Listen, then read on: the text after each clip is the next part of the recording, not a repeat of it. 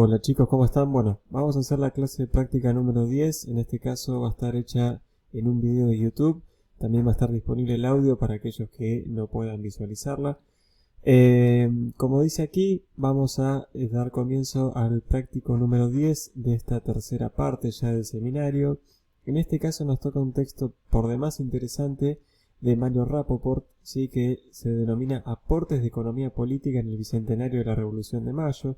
Es decir, ya tiene más de 10 años, y él hace un recorrido histórico de la inflación, ni más ni menos, una problemática estructural y económica muy fuerte en la República Argentina, no solo de las últimas décadas, sino, como vamos a ver, que se viene arrastrando incluso desde los años de los gobiernos oligárquicos, ¿no?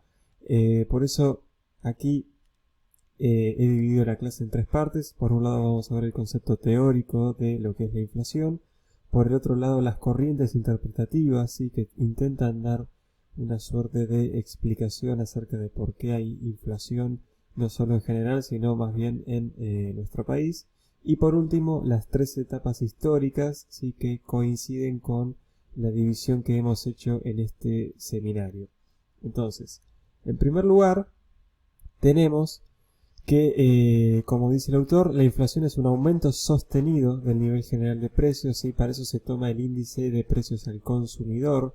Y aquí Mario Rapoport, él, desde ya que adhiere a una corriente mucho más estructuralista, lo vamos a ver después, y él dice que el ataque a la inflación siempre ha estado dirigido al aumento de los sueldos y los salarios, pero nunca se intenta combatir, digamos, este fenómeno monetario referido al crecimiento de las ganancias que tienen los sectores empresariales, sino que es habitual escuchar en los medios de comunicación que la culpa la tienen el aumento de los salarios, ¿sí? Por presionar a la economía, y eso hace que los aumentos de los bienes y servicios sean incontenibles, ¿no? Sin embargo, el autor, como ya les adelantaba, señala que la inflación debe ser visto como un problema multicausal. ¿Sí? Esto también es muy habitual escuchar acerca de si la inflación es solamente un fenómeno monetario o si interfieren otras causas. Bueno, en este caso Mario Rapoport adhiere a esa teoría de la multicausalidad. Bien, siguiendo entonces, como les adelantaba recién, tenemos las distintas corrientes de análisis. Por un lado, lo que se denomina la ortodoxia, ¿sí? La mirada, si se quiere, más liberal, que señala que ante todo la inflación es un fenómeno únicamente monetario. ¿Qué significa esto? Bueno, que la inflación está causada por una serie de factores que tiene que ver con el aumento de los salarios, el gasto público y, como siempre se dice, la emisión monetaria sin respaldo. Esto genera, digamos, una presión, como puse aquí, entre comillas, artificial, que termina incidiendo en el mercado y elevan los precios sistemáticamente, ¿no? Y por el otro lado, una teoría mucho más heterodoxa que surge en los años 60, como dice aquí, de la mano de Julio Olivera y Aldo Ferrer, y es la que continúa justamente Mario Rapoport, que señalan que, bueno, la inflación sí, por supuesto que estos factores influyen mucho, pero no son la única causa, sino que también obedece, como bien sabemos de la mirada estructural de centro-periferia, a asimetrías en la economía, ¿no? Por eso ellos toman otros factores que tienen que ver con la distribución del ingreso, el desarrollo tecnológico, es decir, si un país es industrial o no, incide mucho en la capacidad que tenga para la reserva de divisas, ¿no? En definitiva, lo que ellos aquí señalan es que esa escasez de dólares termina generando que siempre la economía argentina termine devaluando su moneda para hacer frente, y eso a la larga o a la corta termina impactando en los índices inflacionarios, y no tiene que ver únicamente con una cuestión económica de tinte monetario. ¿Qué hace luego Mario Rapoport? Justamente reconstruye tres periodos históricos en donde él observa que la inflación no es un fenómeno únicamente de los últimos años o posterior a la irrupción del peronismo con las políticas económicas activas, sino que se puede ver ya desde el modelo agroexportador. Por eso un poco este meme, a ver, esta cuestión que a veces se suele poner al dólar o la inflación que está alcanzando al peso y lo pasa, porque claramente aquí vemos la figura de Belgrano y San Martín referente a los 5 pesos y los 10 pesos y qué atrás que quedó esto. Pero, como les decía recién, es una problemática que viene ya desde el modelo agroexportador. ¿Por qué? Bueno, vamos a verlo a continuación. En el caso del modelo agroexportador, Mario Rappaport dice que va a haber inflación, ¿sí?, por problemas en la balanza de pagos. Otra vez, ¿qué es la balanza de pagos? Puede ser comercial o no solo comercial. Tiene que ver con la diferencia que hay entre la entrada y salida de divisas extranjeras, ¿sí?, la que se utiliza como moneda de cambio, que ya desde mediados del siglo XX es el dólar estadounidense. Aquí yo por qué señalo a Cortés Conde, él es un historiador más de tinte, de una mirada más clásica, ¿sí?, de la economía argentina. Entonces Cortés Conde justamente él señalaba que la inflación se debía a una emisión monetaria sin un respaldo económico adecuado. Y bueno, Mario Rappaport dice que no es solo eso, sino también que había un problema estructural en la balanza de pagos, ¿sí? ¿Hay una mirada correcta y otra errónea? No, son distintas miradas sobre un fenómeno por demás complejo, del cual no tiene una única explicación, sino que hay distintas teorías dentro del abanico explicativo que intentan aproximarse un poco a, bueno, por qué hay inflación, ¿no? Ambas teorías son por demás válidas. Entonces, Mario Rappaport sigue señalando y dice, bueno, en este periodo hay inflación por una desfasaje en la balanza de pagos y tenemos un problema con una gran dependencia del comercio exterior y un endeudamiento externo. Justamente en la década del 30, con la crisis y la Gran Depresión, tenemos un fenómeno deflacionario que produce lo contrario, ¿sí?, una falta de incentivo a la industria y a todos los sectores económicos para invertir, y un comienzo de cierto dirigismo estatal en la década del 30, que se conoce como la década infame popularmente, ¿sí? Sobre todo lo que tenemos aquí es la Junta Reguladora de Carnes para intentar contrarrestar los efectos de la Gran Depresión.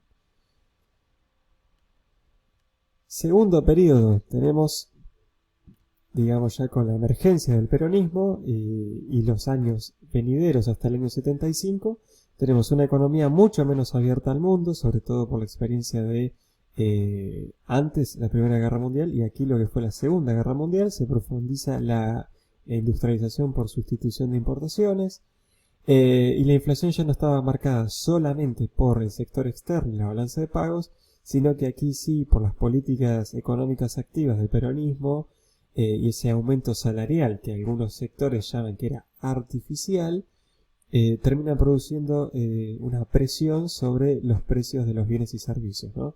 Y aquí se genera lo que se conoce como el famoso stop and go, ¿sí? Esa economía argentina que parece que crece y que después por distintos factores, sea la escasez de divisas y que terminan presionando sobre una devaluación del peso, ¿sí?, para hacer más competitiva la economía argentina, generan un receso económico que lo vivimos hasta hoy en día. Y aquello incluía un gráfico que va del año 55 al 75 que se puede observar claramente las variaciones porcentuales del PBI. Fíjense justamente cómo ese stop and go está bien graficado en este plano, y en rojo tenemos lo que era la balanza comercial. Ahora fíjense ustedes que si bien había entre el 55 y el 75 este stop and go y una gran inestabilidad política, si bien tenemos aquí en el año 59 una fuerte crisis que fue la que vivió Arturo Frondizi, con marchas y contramarchas la Argentina lograba mantenerse por encima, ¿sí?, de los niveles negativos, es decir, había un crecimiento económico con marchas y contramarchas y con una fuerte inestabilidad política, pero que lograba sostenerse, ¿no? ¿Cuándo se quiebra esto? Bueno, justamente en el último periodo que estamos viendo del seminario, que es un poco con el cambio brusco que sufrió la Argentina con el Rodrigazo y los periodos venideros. Yo aquí hice un resumen muy resumido, desde ya que les recomiendo que lean el texto, pero sí marqué 4 periodos fundamentales para comprender esta tercera etapa de la economía argentina. Damos inicio con el Rodrigazo, ¿sí? Esa irrupción de la teoría monetarista para hacer más competitiva a la economía argentina y garantizar cierta estabilidad económica, ¿sí? Esos eran los presupuestos teóricos. Eso impacta muy fuerte en la inflación argentina. Si ustedes observan cualquier gráfico van a ver el pico que se da durante el Rodrigazo.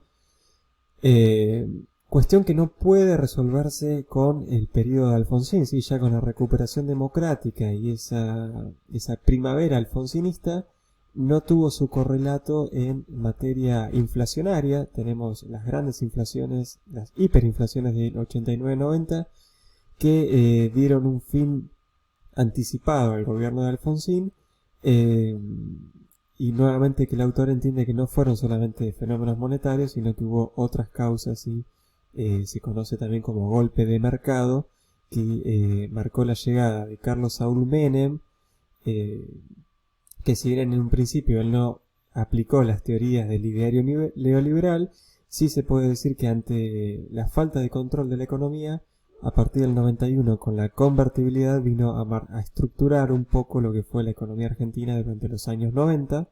Sí, que acá hay algo por demás interesante, ¿no? Esa convertibilidad, esa paridad del famoso 1 a 1 generó la mayor estabilidad económica en la historia reciente, ¿sí? Si ustedes se fijan, los índices inflacionarios fueron muy bajos, pero que generó una sobrevaluación del peso, y bueno, lo que ya muchos conocemos con los procesos de desindustrialización, destrucción del aparato productivo, caída fenomenal de los salarios, entre otros factores, ¿no? Que terminó derivando en este cuarto periodo que yo marco acá, que es la crisis del 1 a 1, perdón, la crisis del 2001 y la posterior devaluación con la presidencia de Eduardo Duhalde, que triplicó, ¿sí? Pasó de 1 a 3, algo, ahora no recuerdo el valor exacto, y al triplicar el tipo de cambio, claramente la economía argentina logró ser mucho más competitiva, ¿sí? Y se iniciaría otro periodo de la historia económica argentina no exenta de continuidades con esta etapa. De esta manera y con este mega resumen que hemos hecho de la inflación y los 3 periodos que analiza el autor, va a estar disponible en el foro del aula virtual una actividad para que ustedes respondan, ¿sí? Que simplemente va a decir por qué hay inflación en Argentina. No hay una única respuesta correcta, pero sí la idea es que tomen ciertos elementos teóricos que menciona el autor para explicarlo desde cualquier corriente interpretativa que ustedes consideren la más adecuada. Como ya les mencioné, este video va a estar disponible junto con el audio y con el Prezi para que ustedes puedan revisitarlo tantas veces como sea necesario. Desde ya, muchas gracias y disponible para cualquier consulta que quieran realizar.